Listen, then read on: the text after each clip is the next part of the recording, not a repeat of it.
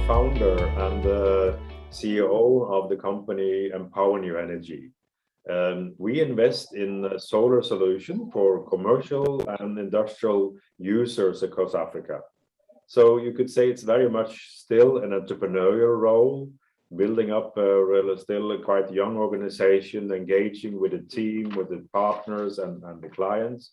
But more and more is also a leadership role, because we are now recruiting and preparing for scaling the organization to be able to reach out to and make even many more investments across Africa.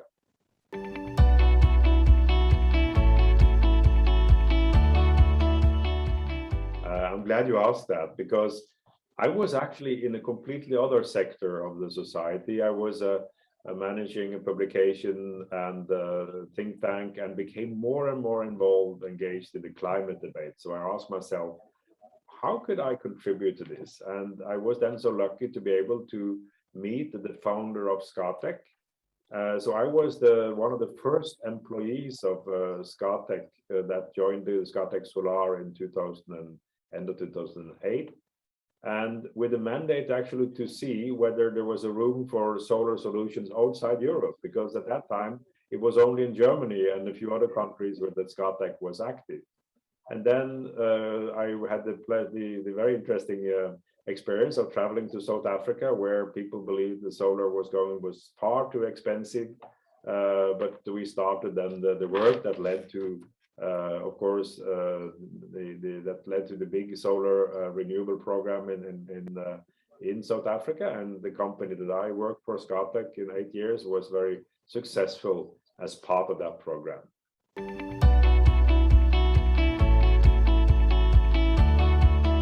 When I first discovered when we opened the first big plant in South Africa, a solar plant in Kalpo, there was a big event where we involved the local community to come and see and discuss and also look at how this would impact the communities.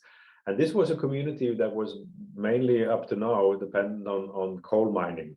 And I will never forget this enthusiasm and the optimism that it created, especially among the young in that community in South Africa, when they saw the possibilities of that the solar revolution would create also in their region.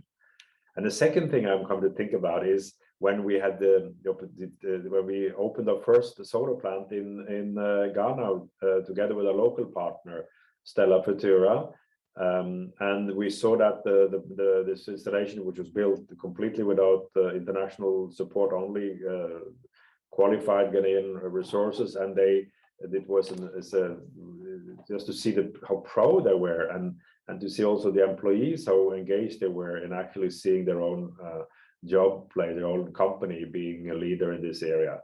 And also then, of course, the manager, when they see the savings. Those are the kind of things you never forget.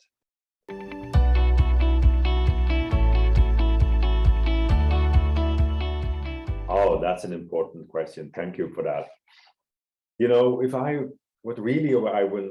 I'm hoping for and working for is that that Africa and the governments, utilities, stakeholders, that they would embrace this decentralized solar energy revolution. Because if you think about it, Africa has more than 40% of the world's total solar resources, but only 1% of the world's solar panels. And now we see that there's a huge interest among companies, communities, pioneers in various areas. And what we need is a much more forthcoming and embracing approach from governments to say that this is a part of our future. We should not be afraid. Let's make this a revolution happen and let companies, communities invest and get their solar energy without any barriers, as we unfortunately meet too many of today.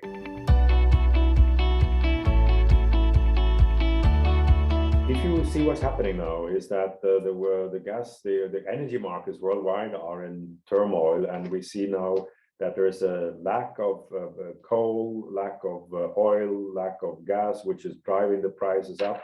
And this is just the beginning, because we know that in the years to come, the energy consumption is going to increase significantly, not least in Africa.